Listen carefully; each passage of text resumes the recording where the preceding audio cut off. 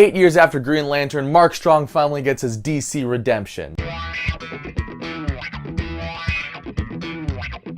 So Shazam is the newest movie in the DCEU. This one stars Asher Angel, who plays a kid named Billy Batson. He's an orphan. He gets stuck with this new foster family. He doesn't really want to be there. He's used to being on his own. And one day while he's running away from some bullies, he ends up in a magical cave with this sorcerer named Shazam. And Shazam tells him, "Say my name and you will inhabit the powers of Captain Marvel." I mean, Shazam. Come on, you know I had to throw that joke in there. I feel like everybody's making that joke, but I'm still gonna make it. And from there, little Billy Batson turns into the superhero Shazam, played by Zachary Levi. He's an adult with a kid's mind. Have you seen that before? You probably have, because you saw the Tom Hanks movie Big. Again, everybody else is making that joke, but I'm still gonna make it here. There's actually one scene that's a direct reference to Big. It's a scene that takes place in a mall. That was really fun. I know the cool thing these days is to hate on DC, hate on DC's movies.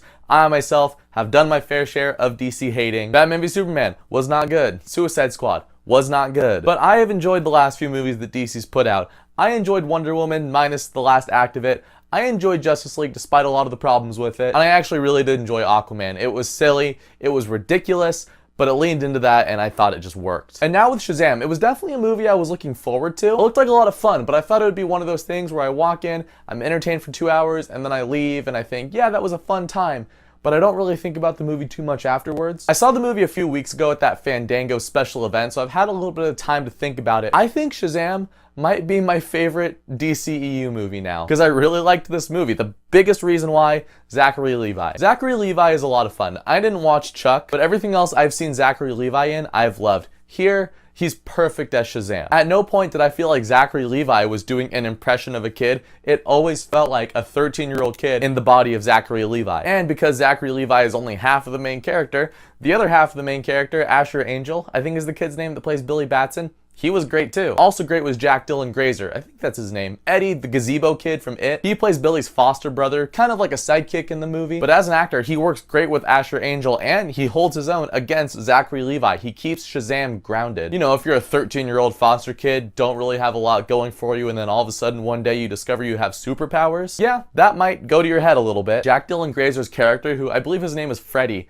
he does a really good job at keeping Shazam grounded through the entire thing while also helping him to discover his powers. And the villain of the movie, like I said in the intro, is played by Mark Strong, and yes, he was Sinestro in the 2011 Green Lantern movie. I used to write Mark Strong off as just like generic Hollywood villain, and he still does mainly play villains, but I still felt like in this movie, he was a lot of fun to watch. And what's interesting is they actually give a lot more backstory to his character than I thought they were gonna give. He is very much a comic book villain. Like the first time you see him, he's just sitting there with, I think he has a cane, he's sitting in a chair like Dr. Claw, and you don't see his face, and so he's just, you know, his fingers are drumming on the top of the cane, and then all of a sudden he leans forward from the shadows and you can see Mark Strong's face. It's really cartoony and cheesy, but Shazam is so cartoony and cheesy, and that's another thing. I'm really glad that they didn't take this movie and turn it into like The Dark Knight. From Mark Strong's performance to Zachary Levi's performance and everybody else in between, they know what this movie is. They know that it's a fun 80s-esque comic book movie, and they lean into that and they have a lot of fun with it. Same reason I liked Aquaman. Aquaman knew it was a ridiculous,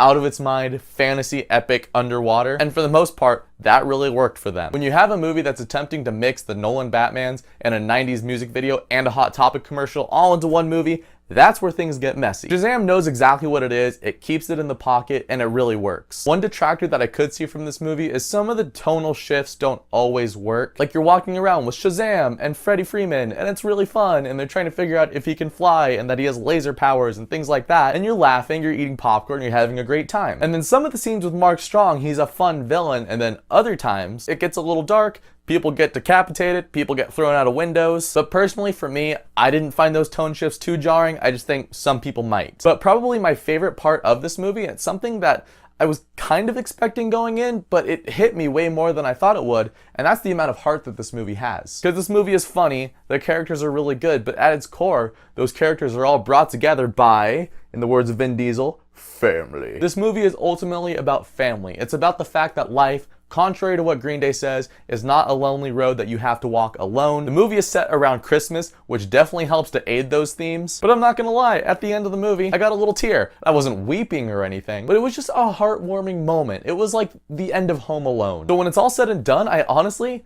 Can't really think of much that I disliked about Shazam. I think some of the tone shifts might throw some people off, but the movie was funny, it was exciting, the action was pretty cool. I guess some of the CGI was a little questionable, but the movie knew what it was. It didn't get overly complicated with all this extended universe setup. It was just a really heartwarming and fun movie to watch. And talking about it right now, I think I'm gonna go see Shazam again today after I edit this video.